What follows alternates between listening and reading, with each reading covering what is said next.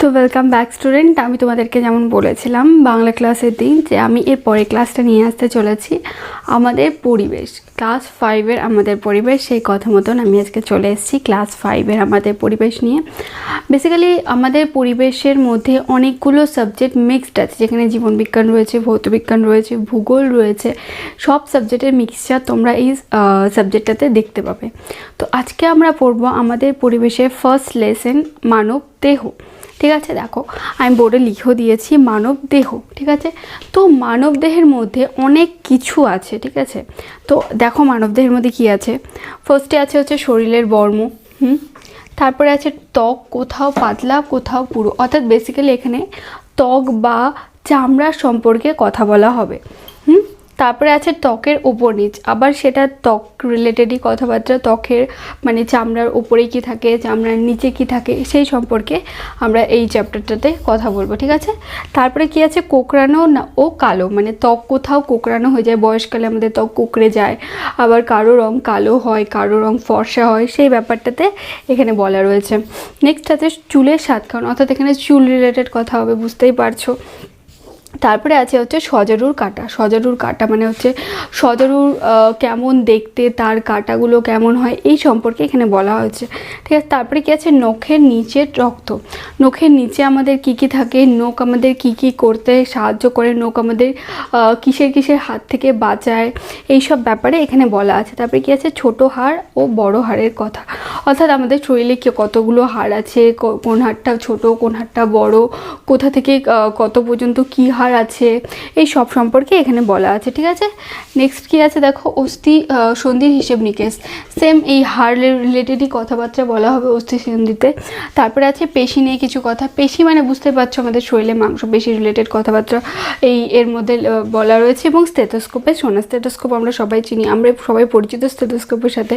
তো স্টেথোস্কোপকে আবিষ্কার করেছে, স্টেথোস্কোপটা কি, এই সব কিছু বলা রয়েছে এই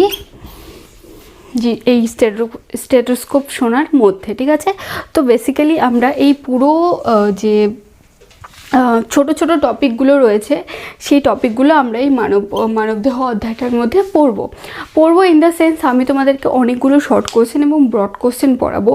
যখন আমি শর্ট কোশ্চেন করাবো তোমাদেরকে, সেই শর্ট কোশ্চেনগুলোর মধ্যে আমি এক্সপ্লেন করে দেবো যে এটা কি, এটা কেন হলো। এবং তোমাদের বইয়ে যে অনুশীলনীগুলো আছে, একটা চ্যাপ্টার শেষ হওয়ার পরে বা চ্যাপ্টারের মাঝখানে যে ফিল ইন দ্য ব্ল্যাঙ্কস বা অনেকগুলো ফাঁকা জায়গার মধ্যে কিছু কিছু লিখতে হবে, সেই জিনিসগুলো আমি তোমাদেরকে ক্লাসে করিয়ে দেবো। আমি তোমাদেরকে যেটা এখন ক্লাসে পড়াবো সেটা হচ্ছে মানবদেহ থেকে যেসব প্রশ্নগুলো হয় সেটা আমি তোমাদেরকে এখন ক্লাসে করাবো।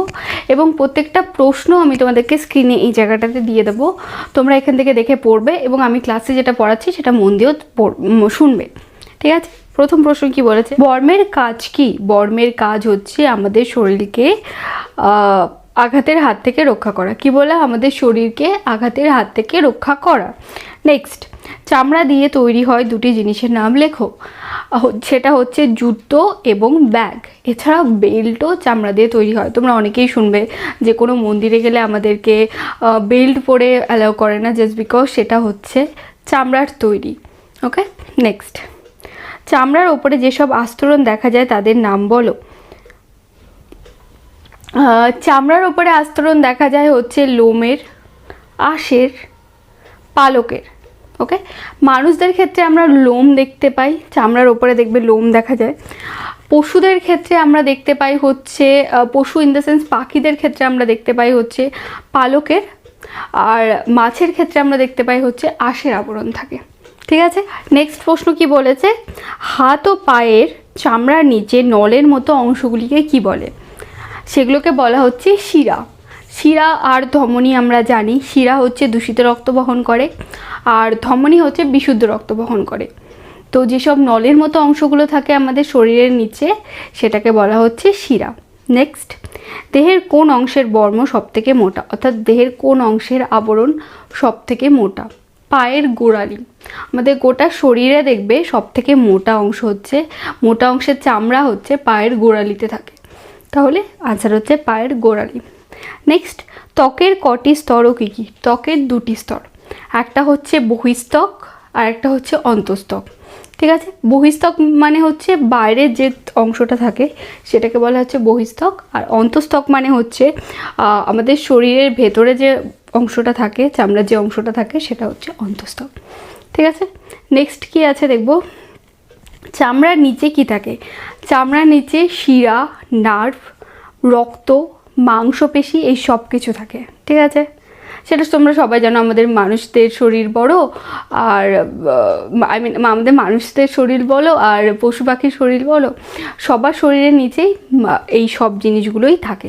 নেক্সট, যোদ্ধাদের ব্যবহৃত পুরু চামড়ার পোশাক কী নামে পরিচিত? বর্ম।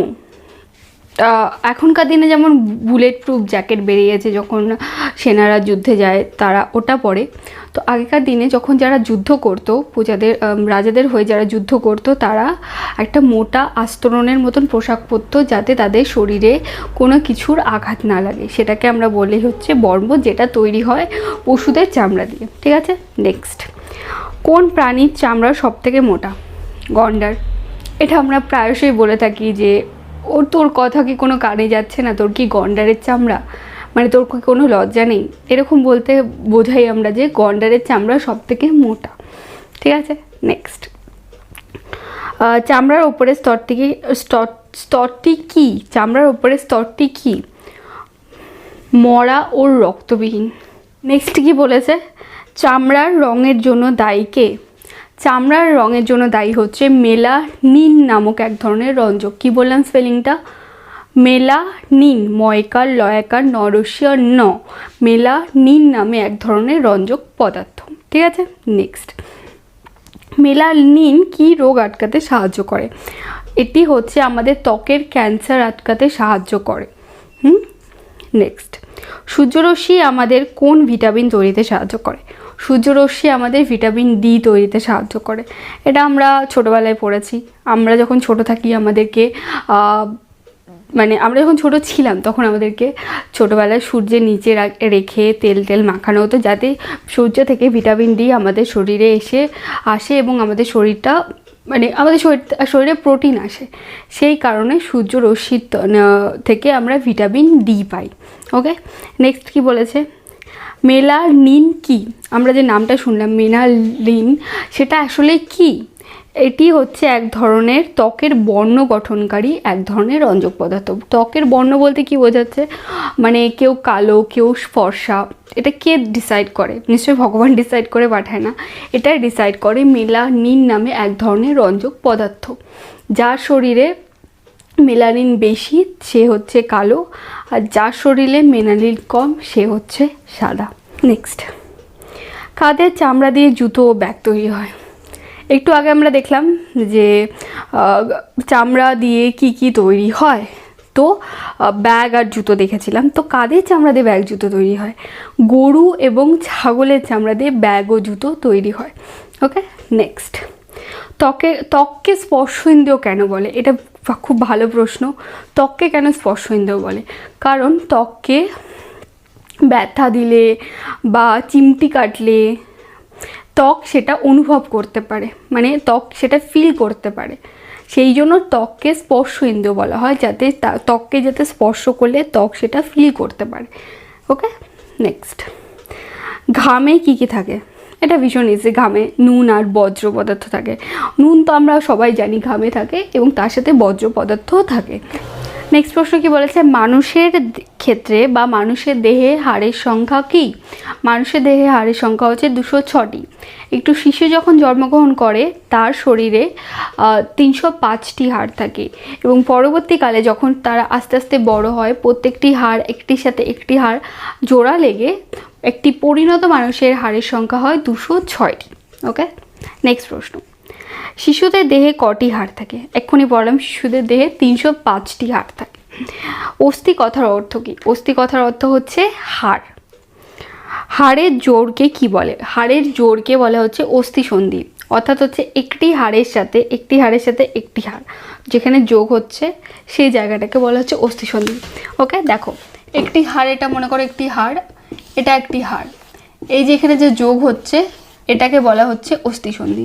ওকে, নেক্সট কি বলছে? মেরুদণ্ড কি দিয়ে গঠিত? মেরুদণ্ড গঠিত হচ্ছে কশেরুকা দিয়ে। কী দিয়ে গঠিত? ক সে রু কা। ওকে, নেক্সট, অস্থিসন্ধি তরলের নাম কি? অস্থিসন্ধির তরলের নাম হচ্ছে সাইনোভিয়াল ফ্লুইড। Synovial fluid. তোমরা স্ক্রিনে দেখতেই পাবে, সেখান থেকে স্পেলিংটা দেখে নেবে। আমি তাও বলে দিচ্ছি। দন্তে শয়াকার রস্যই 9 একার ফয়রস্যি অন্তস্থ আকার ল, সাইনোভিয়াল ফ্লুইড। ফয়লয় রস্যু রস্যই আর ড, ফ্লুইড। নেক্সট, ক্যালসিয়াম কিসে থাকে? এটা ভীষণ ইজি। ক্যালসিয়াম থাকে হচ্ছে দুধ, ডিম, প্রোটিনযুক্ত খাবারে ক্যালসিয়াম থাকে। ওকে, কাঁধ থেকে কনুই পর্যন্ত হাড়টির নাম কি? হিউমেরাস। কাঁধ থেকে কনুই পর্যন্ত হাড়টির নাম হচ্ছে হিউমেরাস।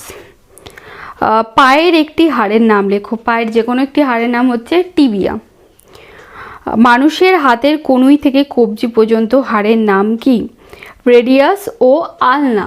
কি বললাম? রেডিয়াস ও আলনা। কোথা থেকে কোথা পর্যন্ত? কনুই থেকে কবজি পর্যন্ত। কনুই থেকে কবজি পর্যন্ত হাড়ের নাম হচ্ছে রেডিয়াস ও আলনা। তারপরে হাঁটুর নিচ থেকে গোড়ালি পর্যন্ত হাড়গুলির নাম কি? টিবিয়া ও ফিবুলা। নেক্সট কোশ্চেন কি বলেছে দেখো, কে হৃৎপিণ্ড থেকে রক্ত সারা দেহে ছড়িয়ে দেয়? ধমনী। শিরা আর ধমনী আমি তোমাদেরকে প্রথম দিকে যখন কোশ্চেন পড়াচ্ছিলাম তখন বলেছিলাম, শিরা হচ্ছে দূষিত রক্ত বহন করে আর ধমনী হচ্ছে বিশুদ্ধ রক্ত বহন করে। তারা হৃৎপিণ্ড থেকে রক্ত নিয়ে গোটা শরীরে সার্কুলেট করে। ঠিক আছে, বিশুদ্ধ রক্ত তো সব গোটা শরীরে সার্কুলেট করবে, কিন্তু দূষিত রক্ত তো সার্কুলেট করবে না। তো ধমনী হচ্ছে হৃৎপিণ্ড থেকে সারা দেহে রক্ত ছড়িয়ে দেয় বা সার্কুলেট করে। ওকে, নেক্সট কি বলেছে, কে পাম্পযন্ত্র হিসেবে কাজ করে? হৃৎপিণ্ড। আমি তোমাদেরকে বললাম যে হৃৎপিণ্ড পাম্পের মাধ্যমে পাম্প করে গোটা শরীরে রক্ত ছড়িয়ে দেয়, অর্থাৎ পাম্পযন্ত্র হিসেবে কাজ কে করে? হৃৎপিণ্ড। নেক্সট কি বলেছে, কিসের মাধ্যমে রক্ত সারা শরীর থেকে হৃৎপিণ্ডে ফিরে আসে? শিরার মাধ্যমে। ধমনীর মাধ্যমে ছড়িয়ে দেয়, শিরার মাধ্যমে ফিরে আসে। ওকে, হৃৎপিণ্ডের শব্দ শোনা যায় কোন যন্ত্রের সাহায্যে? স্টেথোস্কোপ। অবভিয়াসলি যখন ডক্টরের চেম্বারে যাবে তখন দেখবে যে ডক্টর কানের মধ্যে স্টেথো লাগিয়ে তোমাদের হৃৎপিণ্ড, এখানে একটা যন্ত্র থাকে, ওটা দিয়ে এখানে হৃৎপিণ্ডের আওয়াজ শোনে, অর্থাৎ স্টেথোস্কোপের মাধ্যমে আমরা শব্দ, মানে ডাক্তাররা হৃৎপিণ্ডের শব্দ শুনতে পায়। নেক্সট, কে প্রথম স্টেথোস্কোপ তৈরি করে? রেনে লিনিক। রেনে লিনিক।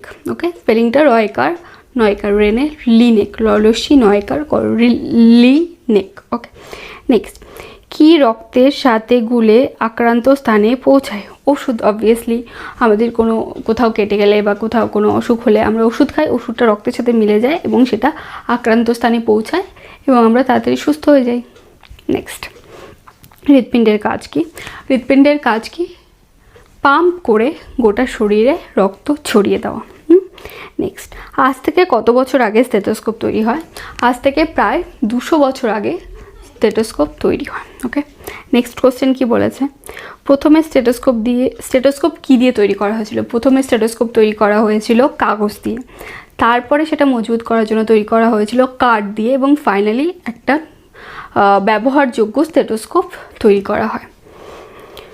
যক্ষা রোগের জীবাণু প্রধান বাসস্থান কি? যক্ষা রোগের জীবাণুর প্রধান বাসস্থান হচ্ছে ফুসফুস। যক্ষা রোগের লক্ষণ কি? কাশির সাথে কাঁচা রক্ত ওঠা এবং জ্বর ও ওজন কমা।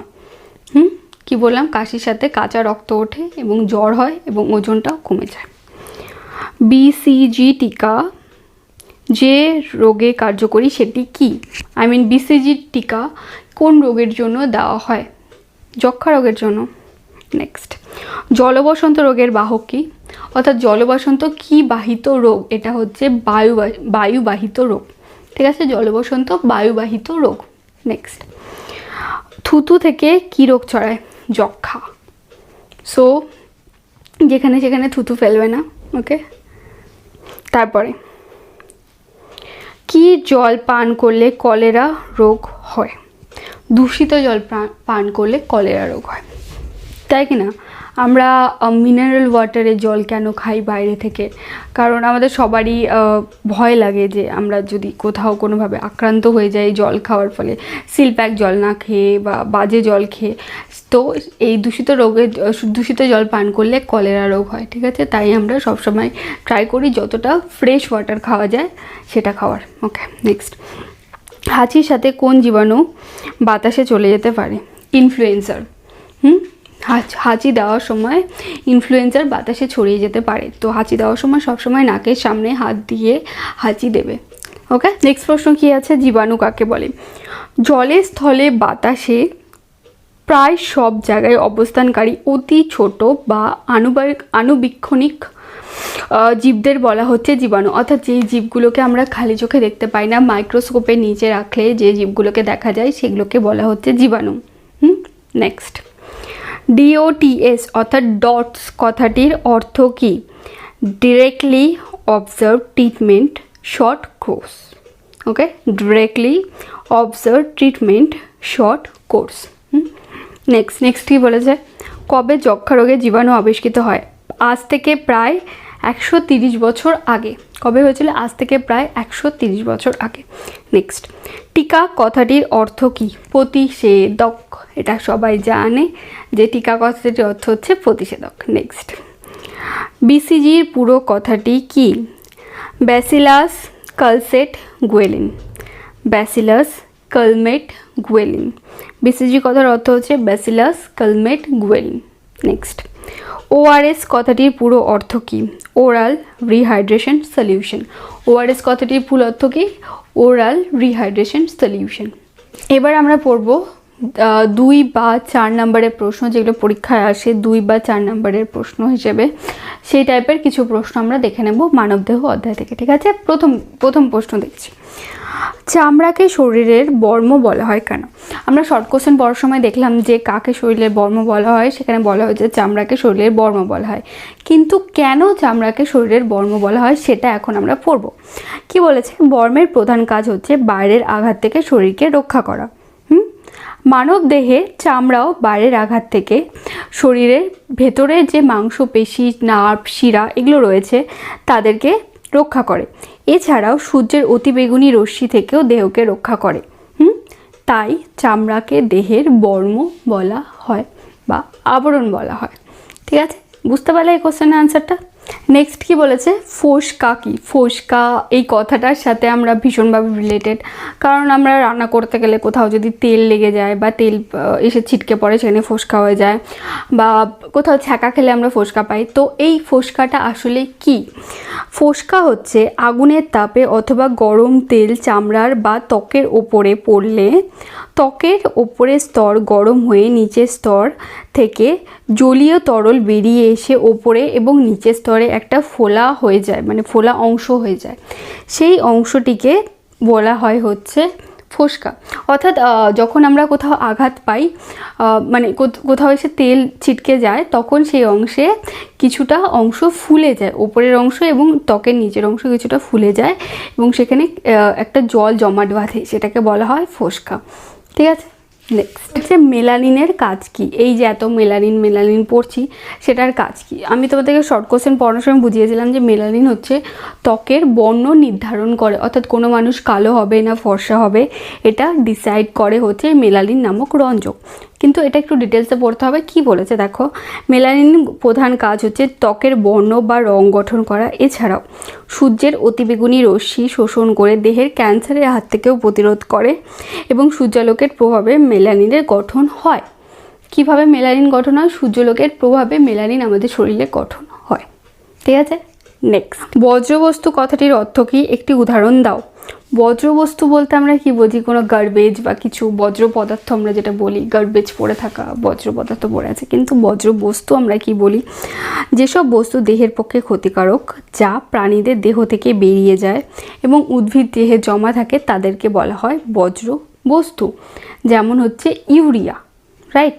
ইউরিয়া আমাদের শরীরের জন্য তো কোনো দরকার নেই, ইউরিয়া উদ্ভিদের শরীরের জন্য খুব দরকার। ইউরিয়া যদি কোনো গাছে দেওয়া হয়, সেই গাছটা খুব ভালোভাবে গ্রো করে, রাইট? তো সেই জন্য এইটাকে বলা হচ্ছে বজ্রবস্তু, যেটা প্রাণীদের দেহে লাগে না কিন্তু উদ্ভিদের দেহের জন্য দরকারি। নেক্সট প্রশ্ন কি রয়েছে, অতিরিক্ত ঘাম হলে কি খাওয়া ভালো এবং কেন? আমি তোমাদেরকে পড়ানোর সময় বললাম যে অতিরিক্ত ঘাম হলে আমাদের শরীর থেকে নুন বেরিয়ে যায়। তো নুনের পোর্শনটা বা নুনের প্রপোর্শনটা অ্যাডজাস্ট করার জন্য বা ব্যালেন্স করার জন্য আমাদেরকে নুন জল খাওয়া উচিত মাঝে মাঝে। কিন্তু খুব বেশি পরিমাণে ঘাম হলে কি করতে হবে সেটা আমরা জেনে নেব। বেশি ঘাম হলে নুন জল খেতে হয়, কারণ ঘামের জন্য অতিরিক্ত পরিমাণে নুন ও জল শরীর থেকে বেরিয়ে যায়, ঠিক আছে? এর জন্য মাথা ঘোরা, এমনকি মানুষ অজ্ঞান হয়ে যেতে পারে। তাই নুন জল খাওয়া ভালো যখন অতিরিক্ত ঘাম হয়। না হলে কি বললো, না হলে মাথা ঘোরা শুরু হয় বা অনেক সময় মানুষ অজ্ঞান হয়ে যেতে পারে। কারণ শরীরে নুনের যে ব্যালেন্সটা রয়েছে সেটা অ্যাডজাস্ট করা ভীষণ দরকার, মানে ওটাকে ব্যালেন্স করেই চলাটা দরকার। শরীরে যদি নুনের পরিমাণ কম হয়ে যায় তাহলে মানুষ মাথা ঘুরে যেতে পারে।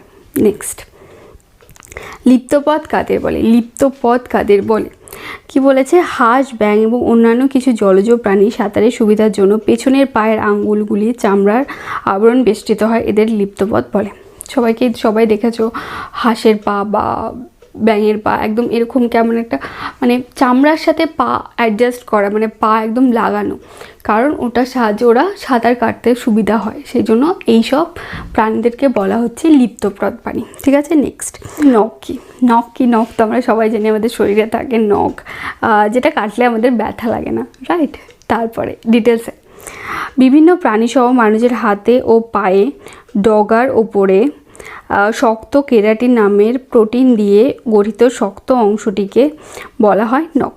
ওটাই বললাম, শরীরের ডগার ওপরে এটা হচ্ছে নখ, যেটা হচ্ছে কেরাটিন দিয়ে তৈরি এবং যেটা কাটলে আমাদের শরীরে কোনো ব্যথা লাগে না, ঠিক আছে?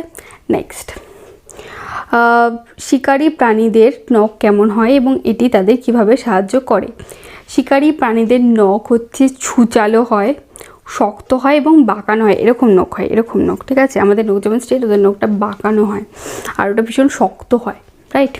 কিন্তু কেন হয় এরকম, কি সাহায্য করে তাদের এরকম নখ হয়ে?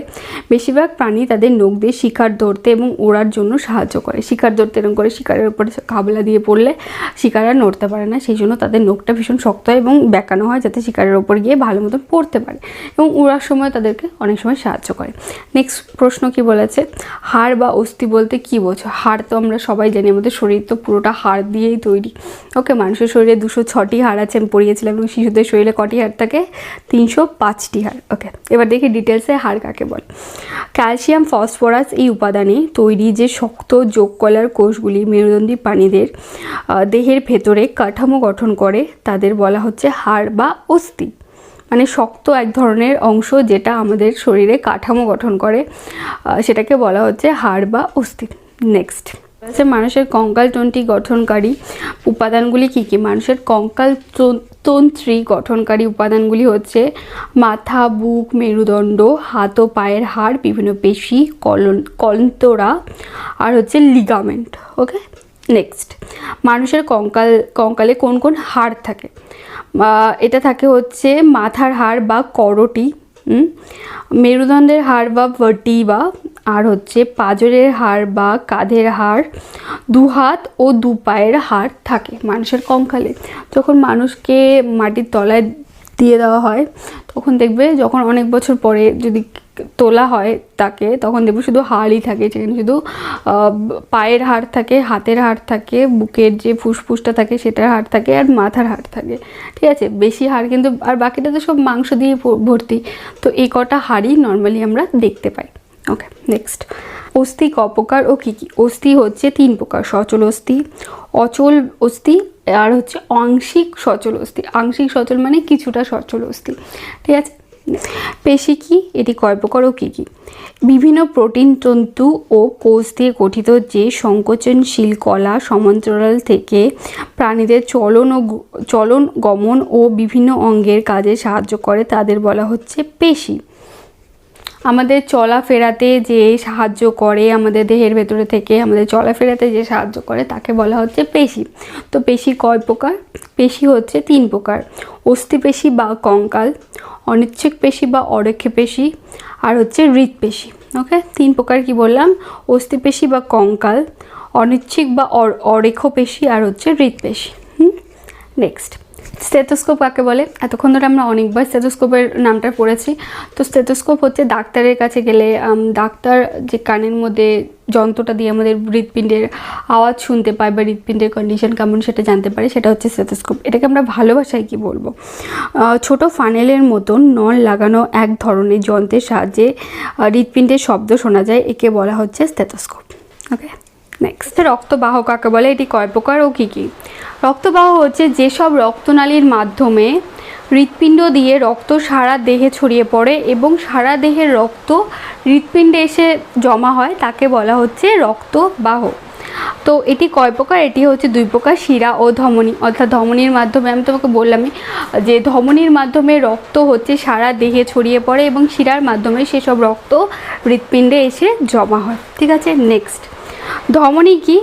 বললামই একটু আগে, ধমনী হচ্ছে দেহের ভেতরে থাকা একটি রক্তবাহ যা হৃৎপিণ্ড থেকে বিশুদ্ধ রক্ত বের করে গোটা শরীরে সার্কুলেট করে বা প্রবাহিত করে বা ছড়িয়ে দেয়। ওকে, নেক্সট, শিরা কি? শিরা হচ্ছে দেহের বাইরে থাকা কালচে রঙের যেসব রক্তবাহ দূষিত রক্তকে দেহের নানা স্থান থেকে ফিরিয়ে আনে, তাকে বলা হচ্ছে শিরা।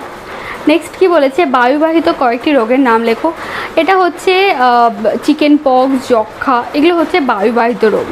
আর জলবাহিত রোগ হচ্ছে কলেরা, ডায়রিয়া, আমাশয়, এগুলো হচ্ছে জলবাহিত রোগ। তারপরে কয়েকটি জীবাণুনাশকের নাম লেখো।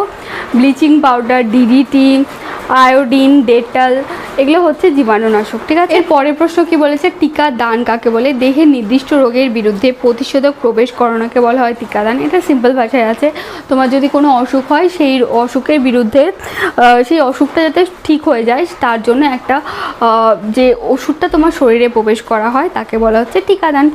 আর যে বস্তু প্রবেশ করানো হয় তাকে বলা হচ্ছে টিকা। সিম্পল।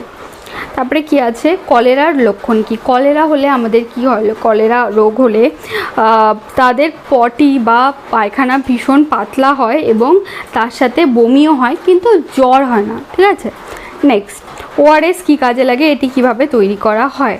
কলেরা এবং ডায়রিয়া রোগীর দেহকে প্রচুর পরিমাণে লবণ বেরিয়ে গেলে এই ঘাটতি মেটানোর জন্য ওআরএস খাওয়ানো হয়। আর ওআরএসটা তৈরি করা হয় একটি পাত্রে জল নিতে হবে, জলটাকে ফুটিয়ে নিতে হবে, তার মধ্যে নুন এবং চিনি মিশিয়ে ওআরএস তৈরি করা হয়। স্টুডেন্ট, এটা ছিল আমার আজকের ওভারঅল ক্লাস, মানবদেহের ওভারঅল ক্লাস। শর্ট কোশ্চেন এবং ব্রড কোশ্চেন যতটা আমি পেরেছি ওভারঅল আমি কভার করিয়ে দিয়েছি। ঠিক আছে, তো তোমাদের যদি আমার এই ক্লাসটা ভালো লেগে থাকে তাহলে কি করতে হবে? আমার চ্যানেলটিকে সাবস্ক্রাইব করতে হবে, ভিডিওটিকে লাইক করতে হবে এবং ভিডিওটি শেয়ার করতে হবে তাদের মধ্যে যারা তোমাদের মতো আমার কাছ থেকে পড়তে চায়। তো এরপর আমি আসতে চলেছি ক্লাস 5-এর বেঙ্গলির 2য় চ্যাপ্টার নিয়ে। ততক্ষণের জন্য বাড়িতে থাকো, পড়াশোনা করো, কারণ এখন গরমের ছুটি পড়ে গেছে, বাড়িতে থেকে পড়াশোনা করো আর খুব ভালো থেকো, সুস্থ থেকো। ধন্যবাদ।